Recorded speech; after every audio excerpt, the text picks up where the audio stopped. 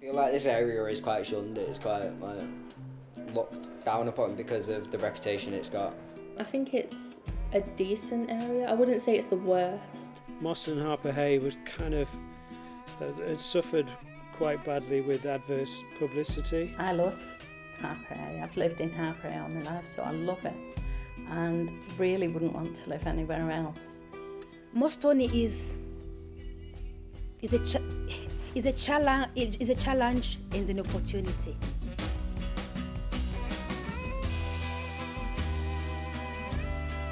I would describe Moston in one word as diverse, because it certainly is these days.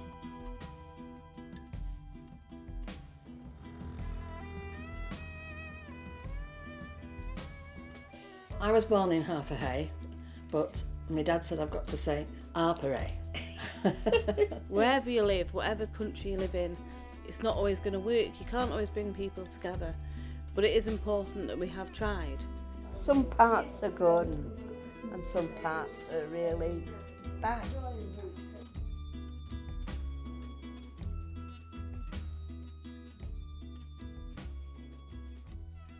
Harpurhey is this massive yellow box, which is the factory youth zone. And I remember when it was built, or being built, and I was driving past and I was thinking, what is that going to be? And I was really quite surprised that it was a youth centre, because typically, certainly over the last few years, youth provision, certainly through local authorities, has been reduced. So to have something like that in this area has got to be a massive bonus. When you look at it from the outside, it is quite daunting. The influence it's had on me, the impact it's ridiculously big, because it helped me bring confidence. It's got an amazing feeling, like an amazing vibe to it.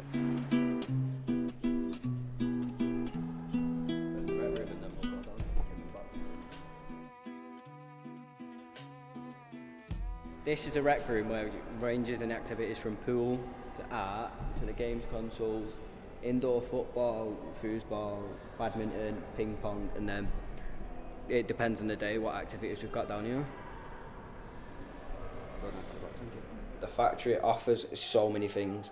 Being a young leader has opened a lot of doors to me. The people are a lot more down to earth. They understand you. They have been in certain situations that you've been in, so they can get on your level and they can help you. I've got so many friends, I couldn't even count them, because I started off only as a member. I used to come here and just go to the gym and just keep my head down and keep myself to myself. But gradually as I came here, just made more friends, just doing different things: football, gym, boxing, climbing, table tennis, everything. So it was wicked. And then getting onto that, I became a young leader. And that's where my confidence really peaked. And then after becoming a young leader, I thought I'd like to do this a bit more full time. Started volunteering a bit, and then after volunteering, there was like, oh, you've got the skill set. We think you've got a really good skill set to influence other young people to aspire them to do bigger things. So we'd love you to have a job here. And as soon as I said that, I couldn't say no to it. I love working with young people, and I love influencing them to do bigger and better things in life. So it's personally impacted me massively, and you see the impact on the young people now. It has on them. Some of them, they come on their own and very tight shelling, and give it a couple of weeks, they're just out of the shell and talking to everyone. So places like this, they're really wicked for the young people, really, really good. I currently volunteer on reception. That was because I wanted the opportunity to experience working with customers on the phone and stuff like that, and doing customer service, and that has given me a kick to do that job and also do youth work, stuff like that, in the future. Some people might not realise the opportunities that are available here, but then again, some people might not like the idea of coming here. I think it just depends on like what you like to do. Just be sat at home, really. Be sat at home, Yeah. or I would be going down one of the wrong paths if it wasn't thanks to the factory. That's what I think got me away from one of the wrong, like when I was younger, I was hanging around with the wrong group. And I think going to different secondary schools, which I left primary school, helped, but I also think the factory helped. Growing up in the area for me, because with me being 17, it feels like I've grew up in two different, like, separate eras. Like, I've grew up in the age where everyone was outside playing, everyone was like friends with each other, everyone knew each other, whereas now, in the past couple of years, it has like separated from that, whereas we don't really like go out and talk to each other as much. Just things like the factory, or the outside football club called FC United that brings this community back together like it used to be. It needs to be a lot more for the young people. I don't think the factory's big enough on its own to hold the young people in Manchester and maybe Harpurhey and Moston. Not everybody likes coming to the factory and socialising. Some young people like keeping themselves to themselves and doing maybe, I don't know, like you said, Xbox or whatever. Maybe they could set something up in the library for some people to go in and go online that haven't got a chance to go online and play games and FIFA and whatnot. I think there could be a bit more that needs to get done for young people, definitely. Because the factory's open only so much and needs to be more doing for the young people.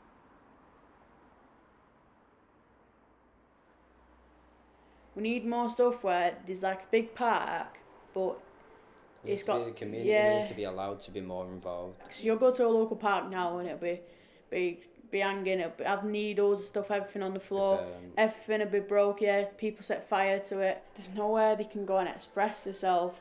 I think when they wreck places, it's obviously because they're angry, because they've got no one to go and really talk to. That's why this building's amazing, because they can come and talk to any staff member. Even if they're not a member, they can always come in and have a little chat with us.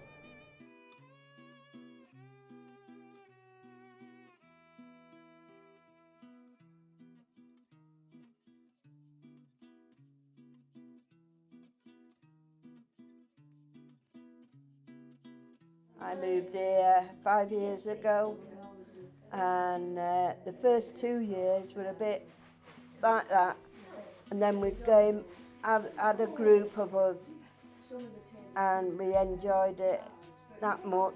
We formed a group called the Inbetweeners and we had a really good time, and we still do. Hopefully we can carry on having the good time. I was very surprised. I thought it would just be old fogies. But it's not, it's good. The Inbetweeners is a group of people that enjoy being alive and things like that. So, I mean, before we got the Inbetweeners, I felt really depressed. But since we have the Inbetweeners, we've had a good time. We go to the theatre, we go out for meals, we go to watch things all the time, don't we? And we have a good time at doing it. Yes. I don't think we can publish what we say here.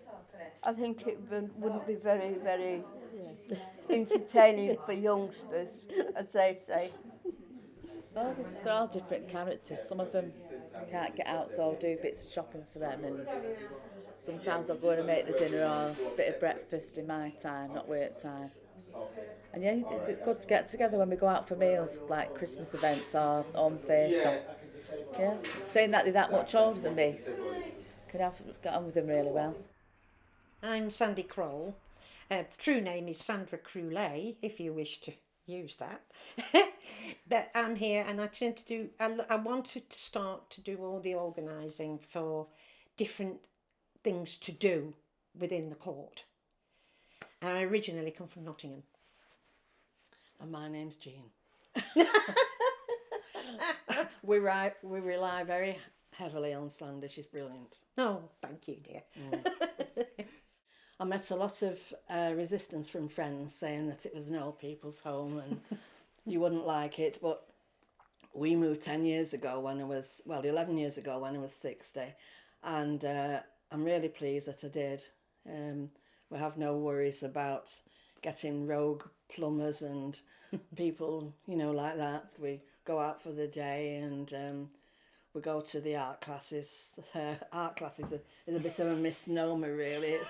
It's more of a chaos afternoon, and we enjoy that. I don't do the art class. I just sit there and make fun. She's the model. Yeah. Sandy likes me being a muggle. She blows me out like a blowfish. And every time, it never changes. She never even gives me a thin face. It's always a fat face. So, I mean, what can you do? Festus. Oh, God. What can we say about Festus? He's not here now, so you can do Yes, he is. He's down there. I think I came here 2014. it was a long battle to get to where we are now, because when I came, there was nothing in place. Oh yeah, they have him on sometimes, joking. Like when he says we're having a party, they always say, can you get a pole dancer or a stripper? He's great. He's great. I tell him off. He's great. I mean, once we had overflowing gutters at the back, and he said, "Oh, I'll have a look at." I'll have a look, because it was coming out of the downspout like a fountain, and he said, "Oh, I can do this." So he put a stick up, and it was something lodging it at the bottom, and so that came down, and it all came out, and he was covered in head. Oh, we have a laugh with him. But he is, you know, he's hands-on really where he can. Very much so. I think if he thought he could do a small job quickly, he would do it, you know. And he's the one that started the whole idea of the in-betweeners. We decided to start a group. We didn't have a name. I think the important thing was that there was a group. So along the line, once the group was up and running, we decided to come up with a name. It was at that point, we threw it to them. Come up with your name. What do you want to be called? So I think they basically just agreed that the in-betweeners would be ideal for them. So they don't like to be referred to as you might want to refer to them as older people to say. So they see themselves as in between being there and being a youngster. Since FC United was built, across the back of where I live is a public footpath. So therefore, it's got to be open for the public. I think there was a lot of criticism about the fact that it was being built in the first place, but in actual fact, I think it was a good thing, because it's got a lot of the kids off the street, and they've got the football, they've got an actual room upstairs where you can go and have a drink. Anybody can go up there.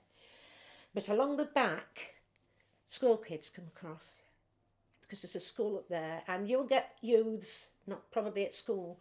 I've had a window broken. Kieran's had a window broken. And it's continuous. I mean, the other week, we thought a brick was going through. Luckily, it didn't hit the window, but it must have hit the wall. It was so loud, it was unbelievable. And one lady has left. Yeah. Because she didn't want to put up with it any longer. And she got it worse because it was on the corner. On the corner, yeah. I suggested we ought to have barbed wire and electric fencing, but I mean, we can't do that. Not to mention the Kalashnikov. We did think Kalashnikovs were a good idea at one stage, but... And sit in Festus on a stool. Yeah. You see, the thing is that these boys, they're unreasonable, you see. So if you say, would you mind not doing that, you know, you don't go in all guns blazing right away and say, you know, they can't see why you're asking them, and it just makes them more mad, and it escalates. So I think a lot of people are finding this, that if you reprimand people, the trouble escalates instead of deteriorates. Yeah. You know, like if I'd have been in trouble and they'd have taken me home, my mum and dad would have been livid. Yeah. But speaking to the residents, they're waiting for the next thing to come through the window. Yeah. They don't want to sit near as I say, it's not happened to us, touch wood. But you can't go near the window, you might get a brick on your head. Yeah. And it's very, very frightening.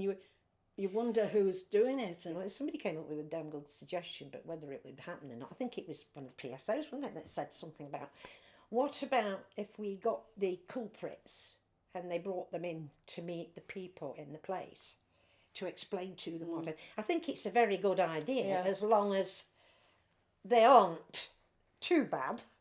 We know the police are trying the best to do things, but we'd like them to do a bit more, if possible. I think there's nothing nicer than knowing lots of people and trying to get them into different things. And I feel that's where the kids are missing now. Youth club isn't the right word, really, because honest and truthfully, they'd be a lot happier if they had these sort of things going off. So, yeah. It is a rewarding role, I must tell you that. Again, I think we live in a society where we tend to forget that the effect of loneliness and isolation, you know, having a social activity and a social group in a scheme like this, and you see how people respond to it, the effect it do have on their lives. So I've got a lot of residents here. I can tell you how it has improved them. I know many of them who came in here shy. I know many of them who've worked their way into becoming in charge of activities, which at the beginning, no, I don't do things like that. I don't, you know. But now it's a place, it's more of a social hub. I don't feel as though I'm depressed all the time. And it's good getting out meeting other people besides the people that's in here. You know, when people get to that age, you'll be surprised things you take for granted, how it becomes so important and so vital. So getting that additional support, just be able to do that goes a long way. And when you see the smile and the thank you, that is, for me, that's rewarding. It's perfect.